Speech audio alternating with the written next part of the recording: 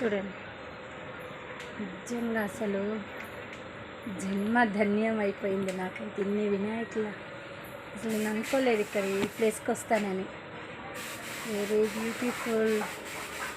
చూడండి ఎంత హైట్ ఉందో. సూపర్. అన్ని వెరైటీలు అసలు. గణపయ్య చూడు ఈ అవతారం ఎలా ఉందో, కూర్చోవడము చాలా బాగుంది కదండి. అసలు నాకైతే కళ్ళు చాలట్లేవు నాకు ఇవన్నీ చూడడానికి కదా. అసలు నేను అసలు కళలో కూడా ఊహించుకోలేదు ఫ్రెండ్స్. ఇదిగా చూడండి ఫ్రెండ్స్, వర్షం వస్తుందని చెప్పేసి మేము ఇక్కడ ఆగిపోయామన్నమాట. ఊరకి టైం వేస్ట్ ఎందుకు చేయాలి, ఇక్కడికి వస్తే ఇవన్నీ చూడొచ్చు కదా అనే ఒక దాంతో ఇక్కడికి వచ్చాం. ఇక్కడికి వచ్చేసరికి తలక్కుమని మెరుస్తున్నాడు గణపయ్య.